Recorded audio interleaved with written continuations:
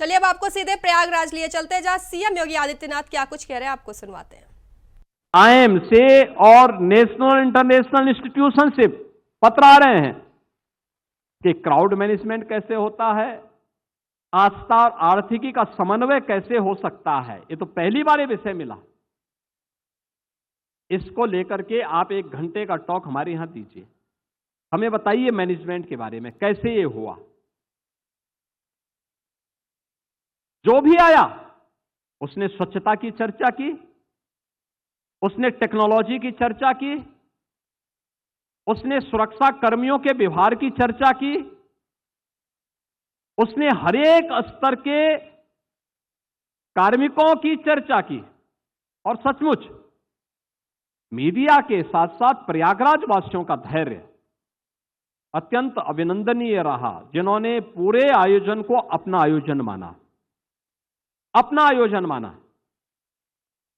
अक्सर होता है 1 दिन 2 दिन लोगों को थोड़ा पैदल चलना पड़े, लोग अधीर हो जाते हैं, गुस्से में आ जाते हैं, सड़कों पे आ जाते हैं।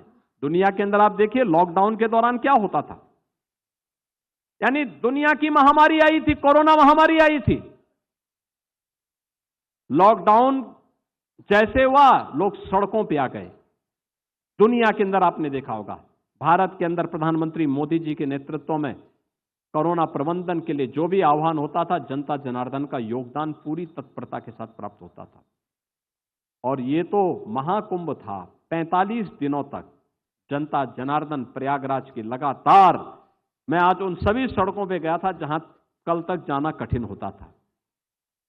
मैं अभी नाग बासुकी वाले मार्ग से होते हुए आ रहा हूं, उसी रास्ते गया था, उसी रास्ते आया हूं। 5 जनवरी के बाद से मैं उस मार्ग पर चलने की हिम्मत नहीं कर पाया था, इतनी भीड़ हुआ करती थी, पूरा रेला चलता था। अखाड़ा मार्ग पर पूरा रेला चलता था। संगम तट पर 5 जनवरी के बाद हम जा नहीं पाए, इतना रेला चलता था। और आज मैं देख रहा था कितना स्मूथ है। आज मैं वहीं से होते हुए गया हूं, पूरा देख करके गया हूं। बड़े हनुमान जी का भी दर्शन किया हूं, मां गंगा के प्रति भी कृतज्ञता ज्ञापित किया हूं। और इसलिए सुबह आकर के पहले मेरे मंत्रियों ने, मेरे साथ के सभी मेरे मंत्रिमंडल के साथियों ने, हम लोगों ने सब ने मिलकर के पहले कृतज्ञता ज्ञापित करते हुए स्वच्छता के कार्यक्रम को चलाया। इतने दिनों तक मां गंगा हमारा भार ढोती रही, तो हमारा भी तो दायित्व बनता है कि मां की सेवा करें। तो हम लोगों ने एक अभियान की शुरुआत की, और अभियान की शुरुआत करते हुए अगले 15 दिन का एक कार्यक्रम दिया है कि भाई यहां पे स्वच्छता के एक बड़े कार्यक्रम को हम हाथ में लेंगे। हमारे जनप्रतिनिधिगण इस कार्यक्रम को आगे बढ़ाएंगे। स्वच्छता के कार्यक्रम को आगे बढ़ाते हुए जो भी आया स्वच्छता की चर्चा किया। उन स्वच्छता कर्मियों को हम लोगों ने सम्मान दिया, उनके लिए कुछ घोषणाएं की, और भविष्य के बारे में भी उनको आश्वस्त करते हुए उनके साथ एक सहभोज का कार्यक्रम भी हमारा संपन्न हुआ। स्वच्छता कर्मियों के बाद त्रेता में भगवान राम को मां गंगा में उस समय पार कराने का काम किए थे निषाद राज, और नाविकों ने भी उसी भूमिका का निर्वहन इस महाकुंभ के दौरान भी किया। उनके सम्मान का कार्यक्रम हम लोगों ने रखा था। फिर परिवहन निगम के जो चालक परिचालक थे उनका और उनके सहभोज का कार्यक्रम था।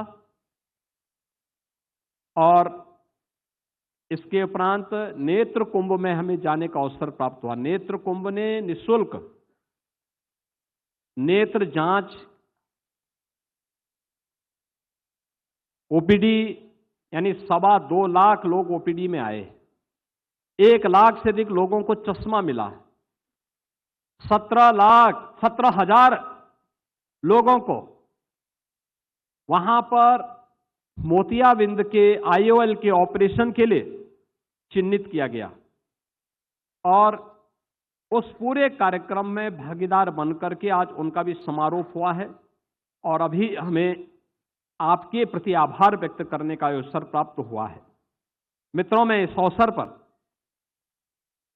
इन 45 तो प्रयागराज से आप सीएम योगी आदित्यनाथ को सुन रहे थे।